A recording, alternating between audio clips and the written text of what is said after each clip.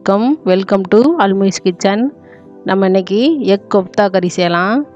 அதுக்கு தேவையான பொருள் 1/4 கிலோ மட்டனு, சின்ன வெங்காயம் ஒரு 10, கரம் மசாலா அரை ஸ்பூனு, இஞ்சி பூண்டு அரை ஸ்பூனு, உப்பு தேவையான அளவு, பச்சை மிளகா 2, கருவேப்பிலை கொஞ்சம், பொட்டுக்கடலை மாவு 3 ஸ்பூனு. இப்போ நம்ம மிக்சியில் போட்டு இதெல்லாம் அரைச்சிடலாம். கறியை போட்டுட்டு வெங்காயம், சின்ன வெங்காயம்,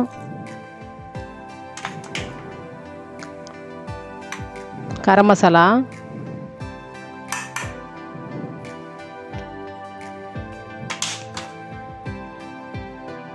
இஞ்சி பூண்டு, தேவையான அளவு உப்பு, 2 பச்சை மிளகா, கொஞ்சம் கருவேப்பிலை, பொட்டுக்கடலை மாவு,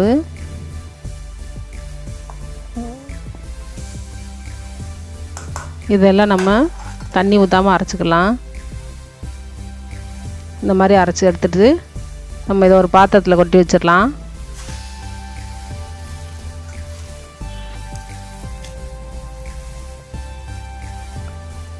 இப்போ நம்ம குழம்புக்கு கிரேவி வைக்கிறதுக்கு 6 முட்டை எடுத்துருக்கேன். அதை அரை கப்பு தயிர், ஒரு பெரிய வெங்காயம் நறுக்குனது, கருவேப்பிலை, தக்காளி 2 தக்காளி அரைச்சது, வெங்காயம் அரைச்சது, கறி மசாலா ஒரு 3 ஸ்பூனு, பட்டை ஏலக்காய் அரை ஸ்பூனு, மிளகாப்பொடி 1 ஸ்பூனு, மஞ்சப்பொடி கொஞ்சம், தேவையான அளவு எண்ணெய். பாத்திரத்தில் எண்ணெய் ஊற்றிக்கலாம். இதுக்கு ரொம்ப எண்ணெய் தேவைப்படாது.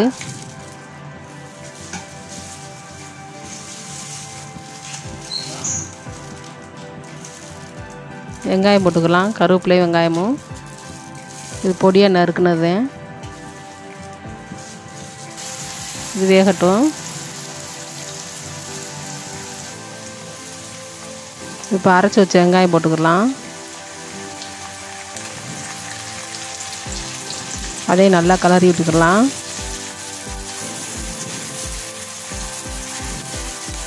ரெண்டும் சேர்ந்து வேகட்டும். நம்ம அரைச்சி ஊற்றுறது நம்ம கிரேவி கொஞ்சம் நல்லா திக்காக இருக்கும். அதுக்காக தான் அரைச்சி ஊற்றுறது எல்லாமே வெங்காயம் ஃபுல்லாக.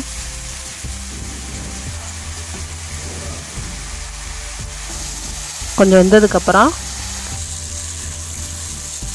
நம்ம அதுக்கு நம்ம இந்த கறியை நல்லா உருட்டி, சின்னதாக உருட்டிக்கிட்டு தட்டிக்கிடலாம். கையில் உள்ளங்கையில் வச்சு நல்லா தட்டிக்கிட்டு அதில் நம்ம அவிச்ச முட்டையை வச்சு மூடிக்கிடணும். இந்த மாதிரி நல்லா நம்ம அவிச்ச முட்டையை வச்சு மேலே நல்லா மூடிக்கிடலாம், வெளியே தெரியாமல். இந்த மாதிரி பண்ணிக்கிட்டு நம்ம எல்லாமே இதே மாதிரி பண்ணி எடுத்து வச்சுக்கிடலாம்.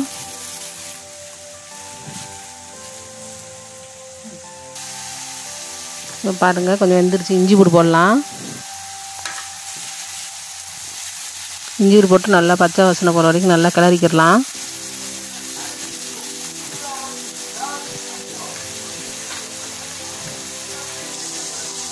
இப்போ பச்சை வாசனை போயிடுச்சு. தக்காளி ஊற்றிக்கிடலாம், அரைச்சி வச்ச தக்காளியை. அதையும் நல்லா கிண்டிக்கிடலாம்.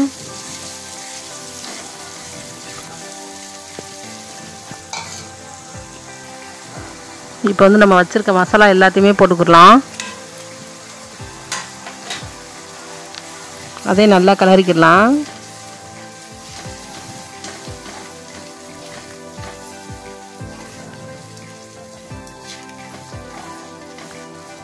பச்சை வடை போடுற வரைக்கும் நல்லா கிளறி விட்டுக்கிடலாம். பச்சை வடை போயிடுச்சு. நம்ம தயிர் ஊற்றிக்கிடலாம். இது புளிக்காத தயிர் தான், புளிச்சதை ஊற்றக்கூடாது. நம்ம தேவையான அளவு தண்ணி ஊற்றிக்கிடலாம். தண்ணி ஊற்றி நல்லா கிளறி விட்டுட்டு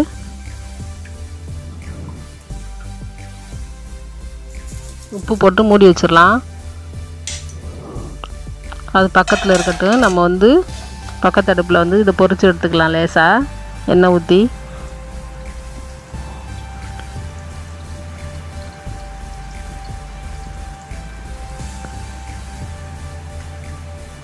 இது வந்து அதிக நேரம் வேகணும் தேவையில்லை, கொஞ்ச நேரம் வெந்தால் போதும். உள்ளே முட்டை தான் இருக்குது.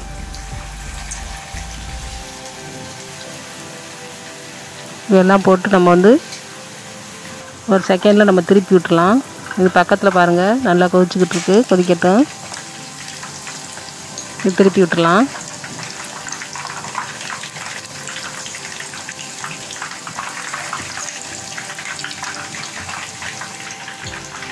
இதெல்லாம் திருப்பியாச்சு. நம்ம இப்போ வந்து இதை எடுத்துடலாம், ரொம்ப வேக தேவையில்லை, இதை எடுத்து வச்சிடலாம்.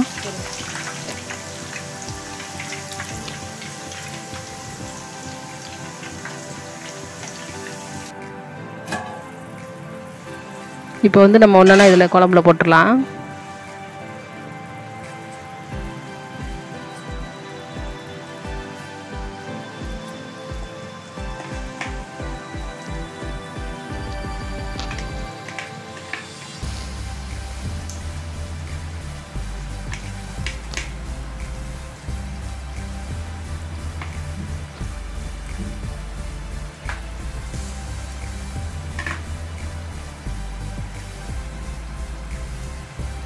நல்லா உள்ளே அமுக்கி விட்டு நம்ம மூடி வச்சிடலாம்.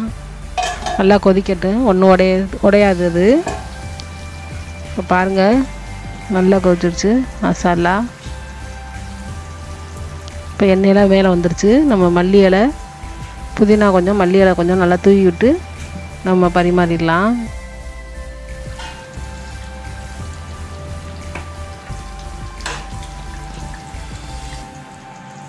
இதே மாதிரி நீங்களும் செஞ்சு பாருங்கள். கறி வந்து 1/4 கிலோ கூட போதும். ஒரே மாதிரி செய்கிறதுக்கு வந்து இந்த மாதிரி டிஃப்ரெண்ட்டாக செஞ்சு பார்க்கலாம். உங்களுக்கு பிடிச்சிருந்தா இதை வந்து சப்ஸ்கிரைப் பண்ணுங்கள், நீங்கள் செஞ்சு பாருங்கள், லைக் பண்ணுங்கள், கமெண்ட் பண்ணுங்கள். தேங்க்யூ. அஸ்ஸலாமு அலைக்கும்.